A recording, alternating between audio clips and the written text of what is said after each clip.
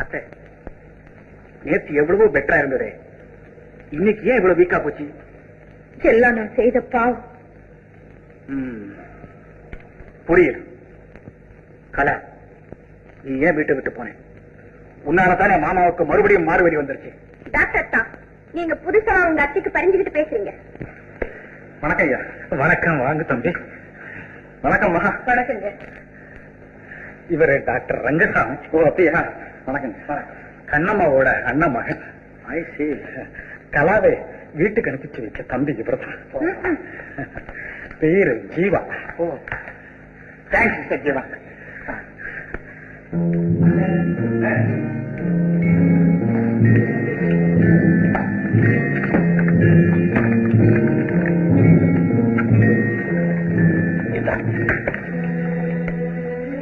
இப்போ இன்ஜெக்ஷன் 4 மணிக்கு அப்புறம் படுக்க போகும்போது ஒண்ணு போட்டு நீ வீட்டுக்கு போயிடு. அப்புறம்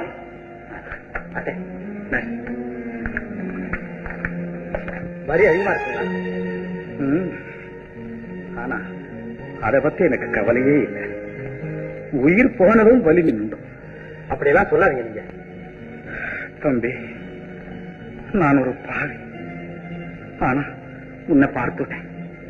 இனிமே எனக்கு கண்டிப்பா மோட்சம் உண்டு. ஐயா தம்பி, நான் உங்க அப்பாவுடைய ஆப்த நண்பன். உங்க அப்பா பெரிய வியாபாரி, பணக்காரர். நான் அப்ப பரம ஏழை. என்னை நம்பி இருந்து உங்க அப்பாவை மோசம் செய்து அவரை ஏழையாக்கி நான் பணக்காரன் ஆயிட்டேன் தம்பி. அதுக்கு கிடைச்ச தண்டனை தான் எனக்கு இந்த நெஞ்சு வலி. ஐயா ஆச்சரியப்படாத தம்பி, அதுதான் நீதி. அது போகட்டும். நான் சொல்ல போறது கொஞ்சம் கவனமா கேளு.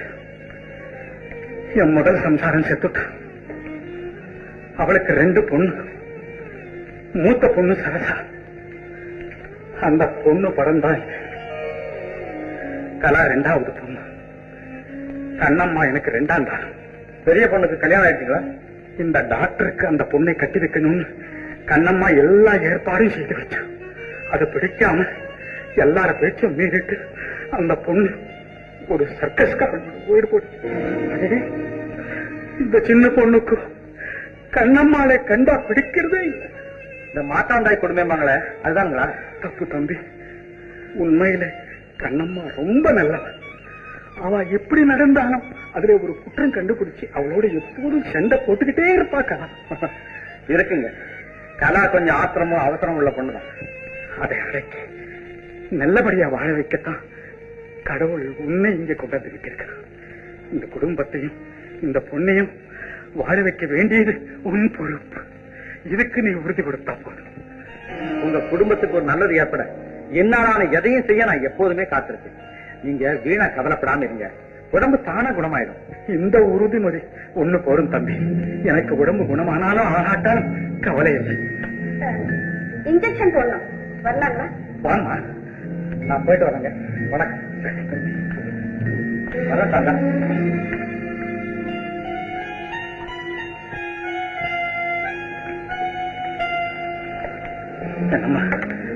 இப்படி வா, உட்கார். அந்த பையன் ஜீவாவை உனக்கு பிடிச்சிருக்குல்ல? என்ன இப்படி கேக்குறீங்க? பார்த்தாலே தெரியுது, தங்கமான பிள்ளை. நம்ம கலாவை அவனுக்கு கட்டி வைக்கணுங்கிற முடிவுக்கு வந்துட்டேன். அவனை விட பொருத்தமான பிள்ளை நம்ம பொண்ணுக்கு வேற யாரும் இருக்க முடியாது, இருக்கவும் கூடாது. உனக்கு சம்மதம் தானே? இப்படிதான் அவசரப்பட்டு ஏதாவது ஒண்ணு கிடக்க ஒண்ணு செஞ்சிடுவீங்க. நல்ல பிள்ளைன்னா 4 காசை கொடுங்க, வேணுங்கிற உதவியை செய்யுங்க. இந்த பொண்ணு விஷயமும் இப்படி ஆயிட்டா டாக்டர் ரங்கசாமி எப்படி மாறுவான்னு சொல்ல முடியாது. அதை கொஞ்சம் நல்லா நினைச்சு பாருங்க. எனக்கும் அவனுக்கும் இதை விட வேற அவமானம் என்ன வேணும்? கண்ணம்மா, யார் என்ன சொன்னாலும் சரி, என் உயிர் இருக்கிற வரைக்கும் என் பொண்ணும் பொருளும் அவனுக்கு தான். ஆண்டவன் தீர்ப்பு.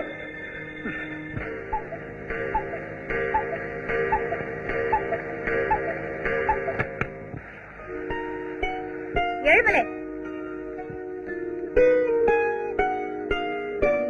காஃபி அப்பாவுக்கு தானே? ஆமாம்மா. கொண்டா, நான் கொண்டு போய் கொடுக்கறேன். சரிம்மா.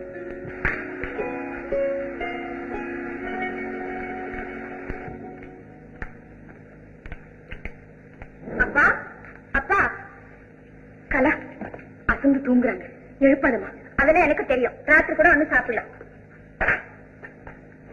அப்பா, அப்பா.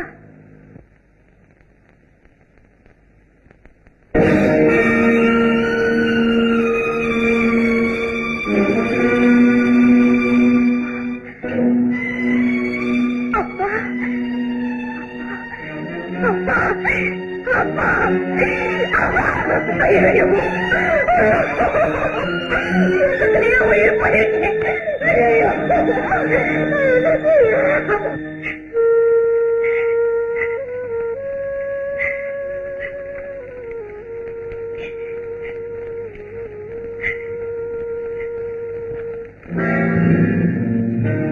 கலா, மாமா, மாமா, அப்பா நம்ம எல்லாம் விட்டுட்டு போயிட்டார். மாமா போயிட்டார். அழகு கொடுத்து வச்சது அவ்வளவு. தாங்க முடியாத துக்கம் தான். என்ன செய்யறது? நாம் தான் சிறுக சிறுக மனசு சேர்த்து. எனக்கு தான் அவன் முகத்தை பார்க்க கூட கொடுத்து வைக்கல. கேஸ் விஷயமா மெட்ராஸ்க்கு இருந்தவன் இப்பதான் வந்து. கண்ணம்மா எங்க? அதோ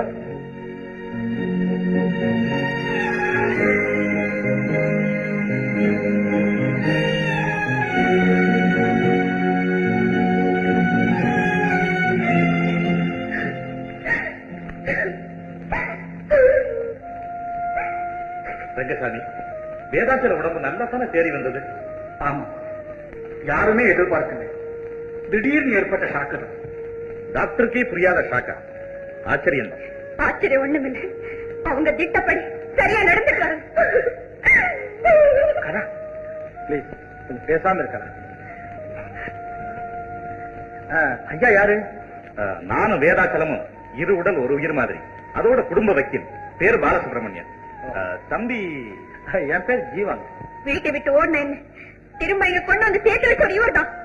ஆமா, நல்லதுதான் செஞ்சேன். ஆனா அது கெட்டதாப்படுது. நான் என்ன செய்யறது? பாவம், தாயில்லா பொண்ணு, தகப்பனு இறந்துட்டான். ஆஸ்தி பாஸ்தி இருந்து என்னப்பா, அதுக்கு நல்ல ஆதரவு இல்லை. வக்கீல் சார், ஆதரவில்லைன்னு சொல்லி சொல்லி அந்த பொண்ணு புத்தியை கெடுத்து வைக்கிறீங்க நீங்க. எங்களை விட யார் ஆதரவு அதுக்கு தேவையில்லை. கலா கல்யாண செலவுக்காக மாமா உங்ககிட்ட கொடுத்துட்டு போயிருக்கிற ரொக்கம் 2 லட்சத்தை உடனே அத்தைகிட்ட கொண்டு வந்து கொடுத்துட்டு மறுவேளை பாருங்க. நீ யார கேட்கறது? Who are you? ஏதாச்சும் அந்த பொறுப்பு எங்கிட்ட தான் உட்கிடக்க. நான் கொடுக்கறாது என் இஷ்டம். அதையும் பார்க்கலாம். என்ன விதவையாக்கி வச்சதும் இல்லாம ஓயாத போராட்டத்துக்கும் வேதனைக்கும் ஆளாக்கி வச்சிருக்கேன். நான் என்ன பாவத்தை செஞ்சேன்? பாவம் செய்தவன் நான். தாயும் இல்லை, தகப்பனும் இல்லை. என்னை சுத்தி இருக்கவங்க எல்லாம் எனக்கு பகை. ஒரு பெண்ணுக்கு இப்படிப்பட்ட வாழ்வா?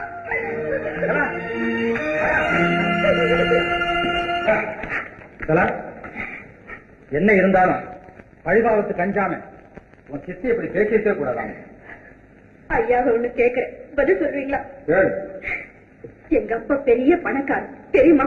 தெரியுமே. அவருக்கு வந்ததும் ஆபத்தான வியாதி, அதுவும் தெரியுமா? தெரியும். இந்த நாட்டுல எவ்வளவு பெரிய டாக்டர்லாம் இருக்காங்க. செலவு செய்ய எவ்வளவு பணம் இருக்கு. அந்த கட்டுக்குட்டி டாக்டர் ரங்கசாமி யார்தான்? அவர் தான் கடைசிவருக்கு அப்பாவுக்கு வைத்தியம் செய்யணுமா? வேற டாக்டர் கூட செய்திருக்கலாம். ஏன் செய்யல? நீ ஏன் சொல்லல? யார் கேட்பாங்க? அப்பா கேட்டிருப்பாரு. எப்படி கேட்டிருப்பாரு? பொண்டாட்டி தாயே பெரிய தாயன் அந்த அம்மா ஆடின ஆட்டத்துக்கெல்லாம் அவரும் ஆடினாரு. அது இருக்கட்டும், அப்பா எழுதி வச்ச உயில் பத்தி உனக்கு ஏதாவது தெரியுமா? தெரியும்.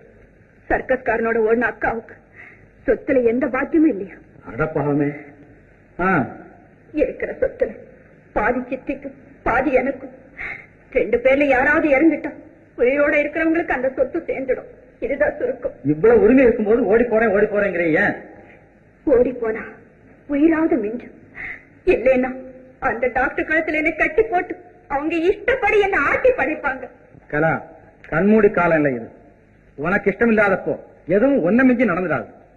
என் உயிர் இருக்கிற வரைக்கும் உனக்கு எந்த ஆபத்தும் வரவிட மாட்டேன். உங்க அப்பா கிட்ட இந்த உறுதிமொழியை நான் கொடுத்திருக்கேன். இருக்கலாம். ஆனா நடுராத்திரியில சித்தி மட்டும் அறையில இருக்கும்போது அவங்களுக்கு தெரியாம அப்பா உயிர் எப்படி போயிருக்குன்னு நீங்க எதிர்பார்க்கறீங்க? கலா, அப்பா கொலை செய்யப்பட்டான்னு சொல்றியா? ஆமா, அவங்க இஷ்டத்துக்கு விரோதமா நான் நடக்கிற வரைக்கும் அப்பா உயிர் போன மாதிரி ராத்திரியோட ராத்திரியா என் உயிர் போகத்தான் போகுது. அப்படி நடக்க விட்டா நான் ஜீவா இல்லை. என்ன நம்பு.